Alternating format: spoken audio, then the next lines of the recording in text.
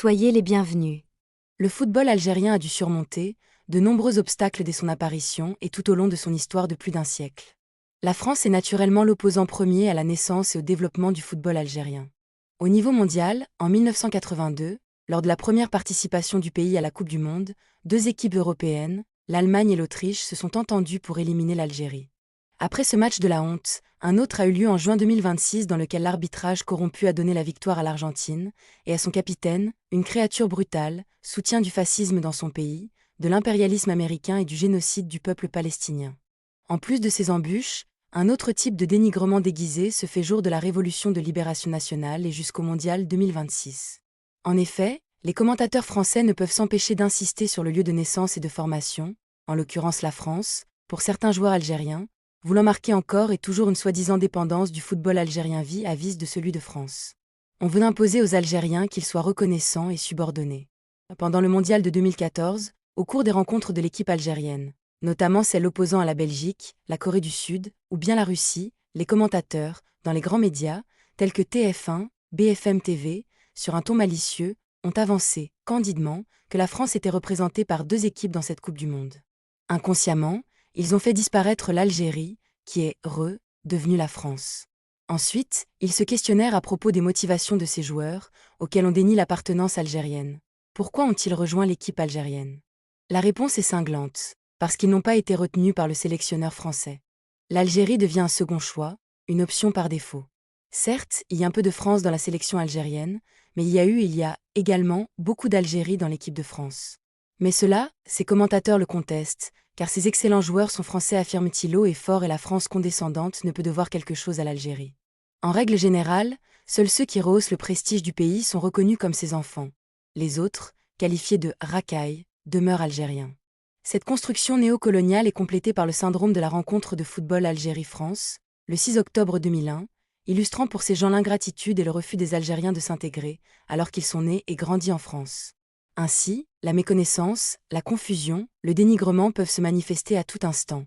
Cette construction dévalorisante des originaires d'Algérie s'érige, s'impose au fil de l'occupation française et peut surgir au moindre événement, si insignifiant soit-il, et déclenche, encore et toujours, égarement et divagation. Cette rencontre Algérie-France aura 14 ans de prolongation et libérera les préjugés, le mépris, embusqué, à l'affût du moindre fait divers apporté par l'actualité, l'épisode de la rencontre de football Algérie-France, le 6 octobre 2001, au cours de laquelle une partie du public siffle la Marseillaise, revient sans cesse en France, obsessionnelle. L'une des dernières évocations date de l'automne 2014, lors de la promotion d'un documentaire d'Éric Cantona et Gilles Pérez, intitulé « Foot et immigration, 100 ans d'histoire commune », diffusé, le 16 novembre 2014, par la chaîne de télévision Canal+. Au cours d'une émission de cette chaîne, le 14 novembre, dont Éric Cantona est l'un des invités, la commentatrice focalise son interview sur le match de 2001, éludant, appauvrissant, détournant ainsi le propos du film. Quelques mois auparavant, en cet été 2014 de Coupe du Monde de football au Brésil, la participation de la France et de l'Algérie ranime le souvenir de l'incident de 2001, chez les commentateurs de la rencontre opposant l'Algérie à la Corée du Sud et retransmise, le 23 juin, par la chaîne de télévision TF1. En effet, le vainqueur de ce match, en l'occurrence l'Algérie, affrontera l'Allemagne le 30 juin 2014, lors des huitièmes de finale.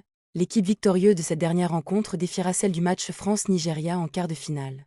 Hanté par 2001, le journaliste de France Inter est agacé, on en viendrait presque à souhaiter que l'Allemagne et le Nigeria battent l'Algérie et la France, de peur de voir un match France-Algérie qui aboutirait à l'occupation du débat public par ce qui se fait de plus bas de plafond en ce moment. Le nationalisme mal placé, le chauvinisme, celui de certains supporters, et celui, constitutif, de toute l'extrême droite. Dans un autre registre, au lendemain du match contre la Russie, le journal HuffPost, du 25 juin 2014, convoque la religion et décrit un islam fractionné, des joueurs désorientés. Il écrit « L'Algérie affrontera une autre épreuve, le respect du jeûne du Ramadan. » Pour se décider, les joueurs qui ont affiché leurs convictions religieuses en exécutant une prière après le but marqué contre la Belgique ne peuvent pas compter sur les conseils des imams divisés sur le sujet. Le cliché montre des joueurs baisant le sol. Le journaliste, ignorant ou retors, en conclut qu'il prie. Rappelons-lui que l'islam impose 5 prières quotidiennes à des instants précis de la journée, précédées des ablutions rituelles de purification du corps. Cette photographie démontre uniquement que ces joueurs en sueur, la tenue éclaboussée de terre, remercient, sans doute, Dieu, à l'exemple d'autres footballeurs qui se signent, et louent Jésus et Marie. Après la religion, on nous sert l'image de la supposée violence des Algériens. Nous la retrouvons au lendemain du match contre la Russie du 26 juin 2014. Dans son article intitulé « À Marseille, la fête pour la qualification de l'Algérie ternie par des interpellations », Le Monde.fr, du 27 juin 2014, écrit « Beaucoup d'amertume se faisait sentir, à l'image de ce jeune homme un drapeau algérien en guise de cape. Si ça avait été la France, il n'y aurait rien eu. C'est des Arabes, alors c'est la guerre. » Ce « supporter anonyme » qui reproduit les clichés ordinaires est-il bien réel ou inventé par le journaliste? Est-il vraiment algérien? Quelques jours auparavant, le journal LeFeufPost.fr, du 23 juin 2014, écrit que le match Algérie-Belgique avait été le prétexte à une déferlante d'informations trompeuses, à grand renfort de photos remontant à 2013. Une fois encore, de nombreux internautes ont, comme certains politiques, délibérément manipulé les incidents pour s'en prendre aux immigrés. Notons ce dernier terme des « immigrés », alors que la plupart de ces jeunes sont français et nés en France. Dans ce même article intitulé « Victoire de l'Algérie, comment l'extrême droite a surfé sur les incidents », le journaliste note la réapparition des mêmes procédés à la suite du match contre la Corée du Sud. Quelques jours plus tard, le maire réactionnaire de Nice promulgue, à la veille de la rencontre Algérie-Allemagne, du 30 juin 2014, un arrêté interdisant les drapeaux étrangers dans l'espace public. Mais personne n'est dupe. Cet arrêté a pour origine les « excès » du 26 juin et vise l'emblème algérien. Pour le Figaro.fr, du 30 juin 2014, dans un papier ayant pour titre « Et si la France rencontrait l'Algérie ?» Quand le football révèle les fractures françaises, écrit « Le pays est plus que jamais divisé par les ressentiments, du peuple contre les élites, des jeunes de banlieue qui ont la nationalité française mais se définissent comme musulmans et se cherchent une identité de substitution dans l'islam ou dans leur pays d'origine, ressentiment des petits blancs humiliés, de devoir baisser les yeux devant les brutes. » Depuis 1830 et jusqu'à aujourd'hui qui opprime l'autre, le journal ne souffle mot des raisons de l'animosité des musulmans. Ces « brutes », qui sont-ils? Les jeunes arabes, des banlieues, que l'on identifie au trafic et à l'extrémisme. Cette image de délinquants et terroristes n'est pas nouvelle, elle était déjà celle des Algériens pendant la colonisation et la guerre de libération. Le débat est perverti, peu à peu, par la rencontre de 2001, un match ordinaire érigé en objet de répulsion. En effet, est-ce l'unique fois que des supporters l'hymne de l'équipe adverse ou investissent le terrain? Est-ce l'incident le plus grave survenu dans l'enceinte d'un stade? A-t-on déploré des blessés? Est-ce si inhabituel que des supporters, de plus de très jeunes gens agissent de la sorte? Un tel comportement est-il inédit? Ainsi, ce chahut, fréquent dans les stades, a évolué en une incarnation de l'outrage au symbole, désormais sacré, de la nation et de la République française. En effet, débordements et outrances sont une tradition footballistique. Avant et après 2001, de nombreuses rencontres sont émaillées d'incidents, plus ou moins graves. L'Express.fr, du 15 octobre 2008, dans Match de foot, des incidents à répétition, répertorie les matchs dans le monde au cours desquels ont lieu des incidents similaires au match France-Algérie. Nous nous cantonnons aux matchs joués après 2001. Ainsi, en mai 2002, des Français, en l'occurrence les Bastiais, conspuent la Marseillaise lors de la finale de la Coupe de France. Le président Jacques Chirac quitte la tribune officielle. En 2005, les Israéliens imitent les Corses lors d'une rencontre, à Tel Aviv, les opposants à la France durant les éliminatoires de la Coupe du monde de football de 2006. En 2007, l'hymne est hué lors d'un match contre l'Italie. En novembre de la même année, la Marseillaise est conspuée à l'ouverture de la rencontre amicale avec le Maroc. À propos de cette dernière, dans un article intitulé « Allah les Bleus », le journal satirique Le Canard enchaîné, du 21 novembre 2007, écrit « Les gazettes ont été d'une discrétion de violette sur ces débordements. » Comme si ce racisme était plus délicat à dénoncer et à sanctionner que les cris de singe entendus dans certaines tribunes pour saluer les joueurs africains. Le journaliste ne blâme la presse ni à propos de la différence de traitement entre la rencontre France-Algérie et les autres matchs, ni il s'élève contre la curée anti-algérienne de l'époque. Son objectif n'est pas de pacifier les esprits, de relativiser l'incident France-Algérie. En fait, l'hebdomadaire soupçonne ses confrères d'occulter un supposé « racisme anti-français » du public d'origine marocaine, qui juxtapose au racisme contre les Noirs, il stigmatise, ainsi, une prétendue intolérance des « musulmans » et leur francophobie. En revanche, on change de registre lorsque les joueurs sont hués selon leur origine et même selon leurs préférences religieuses supposées. Les vociférations se faisaient particulièrement vigoureuses lorsqu'un joueur comme Thuram touchait le ballon. Mais ont échappé la bronca les présumés musulmans comme Benzema, Ben Arfa ou Nasri. Tout comme Ribéry ou Anelka, paraît-il converti à l'islam. À l'opposé des Algériens, désignés en tant que peuple et nation, les Marocains sont identifiés par leur confession et disparaissent dans la masse des « musulmans », ou peut-être on éprouve moins d'animosité envers les originaires de ce pays. Dans cette classification, qui rappelle les catégories coloniales, les Algériens, même s'ils ne sont pas nommés, sont inclus. En 2008, les huées ne cessent pas. L'hymne est conspué, cette fois, lors des rencontres France-Serbie, France-Écosse et à l'ouverture du match, au Stade de France, contre la Tunisie, rapporte Le Monde.fr, du 15 et 16 octobre, dans 2 articles intitulés Marseillaise sifflée. Les matchs seront arrêtés et des précédents existent. À propos de la rencontre Tunisie-France, un porte-parole de l'UMP, aujourd'hui LR déclare dans la dépêche.fr, du 15 octobre 2008. En sifflant les Bleus, c'est aussi des jeunes d'origine tunisienne ou algérienne qui sont sifflés. Quand on est adopté par un pays, on respecte son hymne national. Et là encore, même si c'est une réalité, l'identité algérienne, parmi les autres origines ethniques des footballeurs, surgit-elle fortuitement? La raison sous-jacente de la récurrence de l'affront, entre guillemets, qu'est la rencontre Algérie-France, est assurément l'ascendance des perturbateurs. Des Algériens sifflent l'hymne français dans la capitale française en présence du Premier ministre français. La polémique, exploitée dans un objectif politique, enfle. Ainsi, ce match de football ne pouvait être anodin. Les suites politiques étaient dans tous les esprits. Le quotidien La Tribune titrait, le 7 octobre 2001, l'histoire n'en finit plus de jouer les prolongations. Des journaux algériens se berçaient d'illusions. El Youm, du 6 octobre 2001. Le sport allait réussir là où la politique avait échoué. Ou El Moudjahid, du 6 octobre 2001. En l'espace de 90 minutes, un match de football peut plus faire pour la compréhension des peuples que ne le feraient des trésors de diplomatie. D'autres quotidiens ou chercheurs étaient plus lucides, tel Les Chourouks, quotidien arabophone, du 6 octobre 2001 qui titre « Rencontre sportive, confrontation politique ». El Watan, du 5 à 6 octobre 2001 titre « Il y aura plus qu'un match ». Mais les incidents ont bouleversé les attentes des uns et des autres. On nous assure que les jeunes ont soutenu l'équipe algérienne et ont déferlé sur le terrain afin de lui éviter l'humiliation de la défaite. En définitive, cet incident, en 2 temps, poursuivent-ils, est un acte de défiance, de la part des jeunes des quartiers, et démontre leur impossible intégration, et puis de telles démonstrations, affirme-t-il, amplifient le sentiment anti-immigré et anti-musulman, et confortent la xénophobie de l'électorat de l'extrême droite. El Watan note, le 5 à 6 octobre 2001, que le cas exemplaire de Zidane, osmose réussie entre 2 communautés entremêlées dans la même tresse historique, n'est pas la règle mais l'exception. Mais, pouvait-il en être autrement pour ces Français, nés en France, renvoyés constamment à des origines immigrées et coloniales? La réplique de la France officielle fut rapide, profitant de cette aubaine, 4 mois plus tard, des sénateurs, en février 2002, puis des députés, en juillet, déposent 2 projets de loi visant à punir d'une amende les paroles, gestes, écrits ou images de nature à porter volontairement atteinte au respect dû aux symboles de la République que sont le drapeau et l'hymne national. Le législateur se fait l'écho de la société. Il n'est plus acceptable d'entendre la Marseillaise outragée et conspuée. Il n'est pas tolérable de voir brûler les drapeaux français. Nos concitoyens sont largement demandeurs de ce que le bien commun de la nation soit protégé des camouflets et des injures.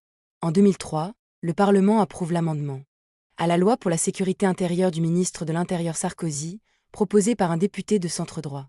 Cet avenant est à l'origine du délit d'outrage au symbole. Dans le quotidien Le Parisien, du 1er novembre 2009, le député explique « J'avais déposé une proposition de loi dès 1999 à la demande des anciens combattants. Il a fallu les sifflets du match France-Algérie pour que l'on s'en préoccupe. Par conséquent, cette rencontre de football est une aubaine, un fait divers exploité à des fins politiques. Ainsi, ce match a évolué en une incarnation de l'outrage au symbole, désormais sacré, de la France.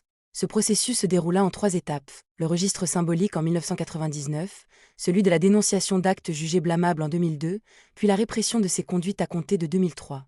Cette dernière phase, c'est la criminalisation des comportements de l'ensemble des citoyens français.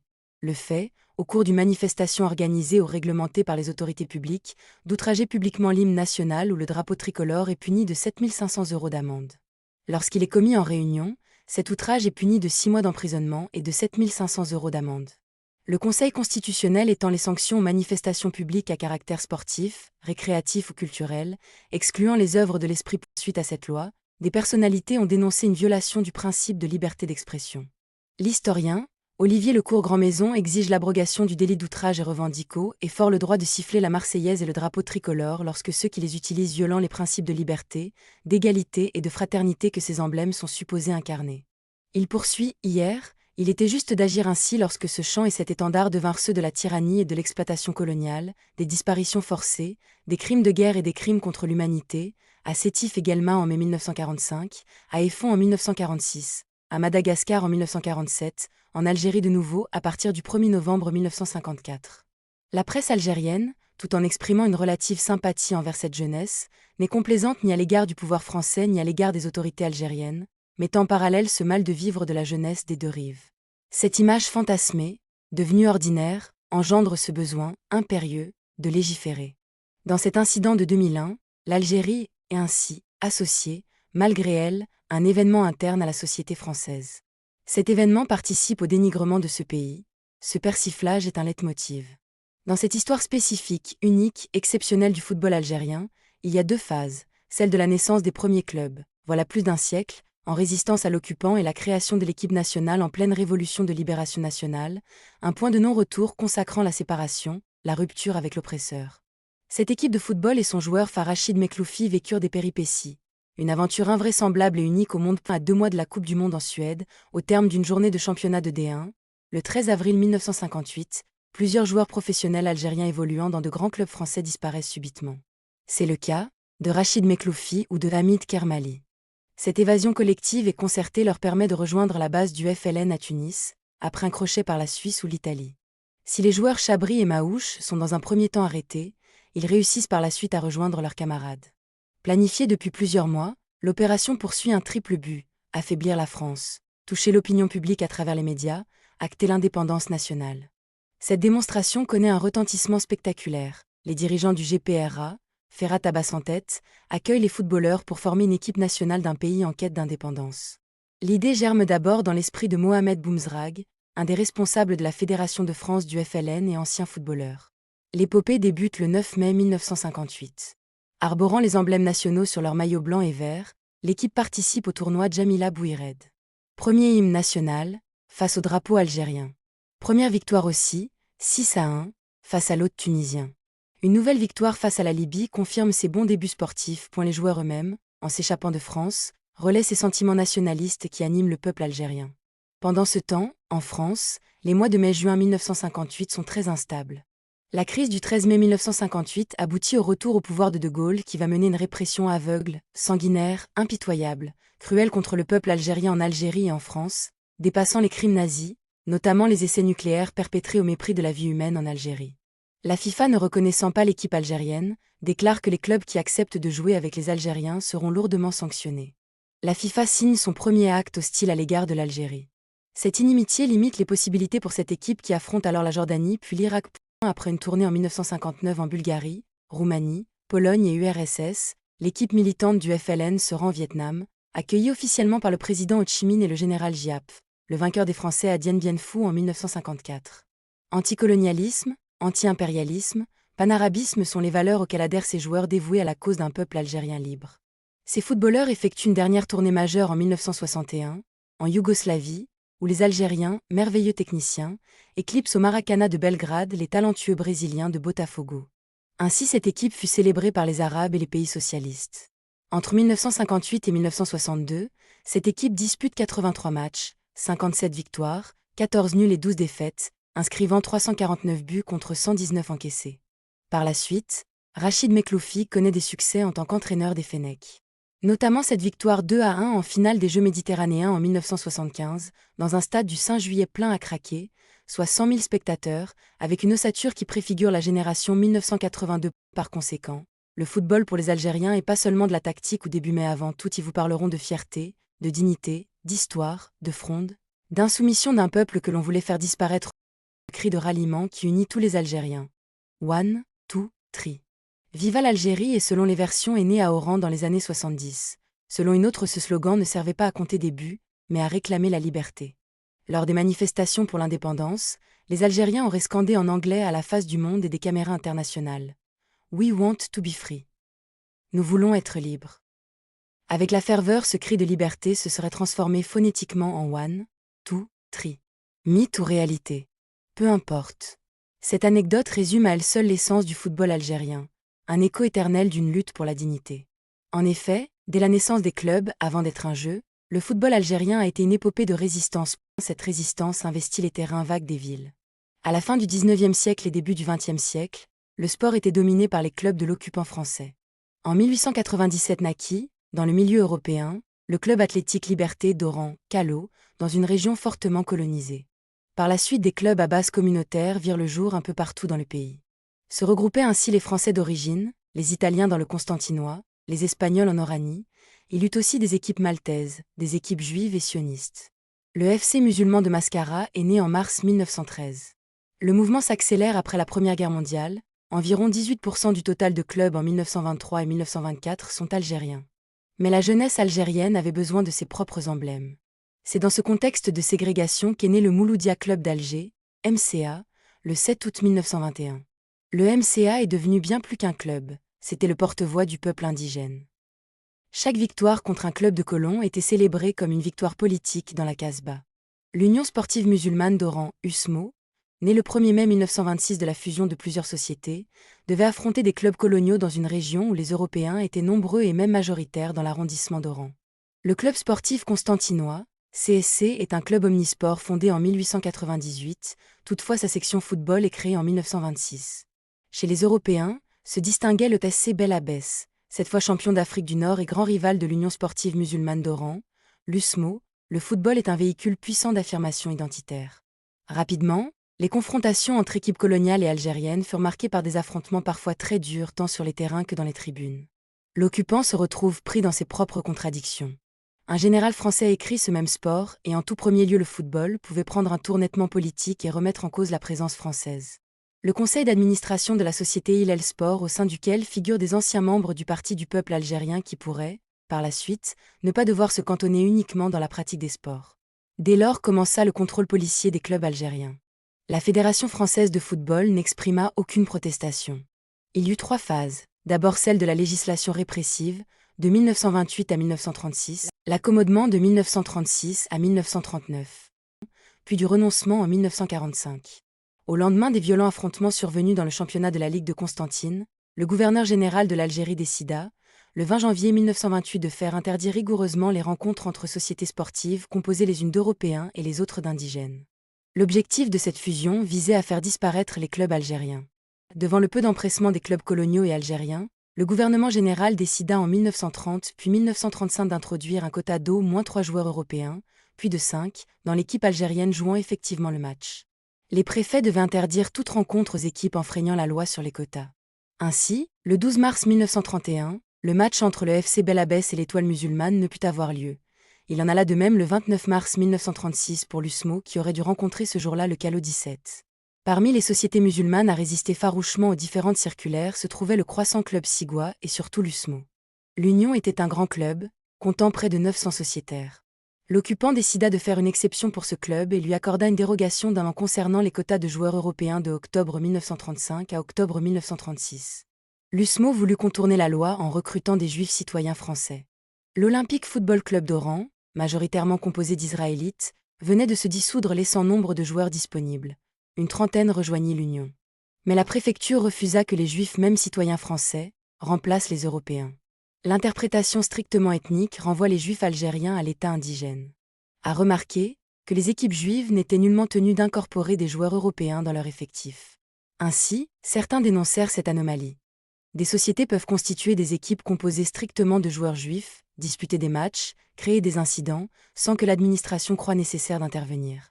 Après la victoire du Front populaire, le gouvernement général autorisa finalement, le 8 septembre 1936, les clubs algériens à incorporer dans leurs équipes, pour remplacer les joueurs européens, des Algériens citoyens français, des fils de naturalisés ou des Juifs citoyens français. D'autres clubs, comme l'USM Alger, USMA, fondé en 1937 au cœur de la vieille Médina, ont suivi. Ces clubs servaient de couverture pour réunir la jeunesse. Ils structuraient les quartiers, canalisaient la colère et forgeaient une conscience nationale. Les stades étaient les seuls endroits où les Algériens pouvaient se rassembler en masse sans être immédiatement dispersés par la police de l'occupant. Après la Seconde Guerre mondiale et les massacres du 8 mai et jours suivants, l'occupant finit donc par capituler et renonça à son projet de dissolution du football algérien dans le football européen.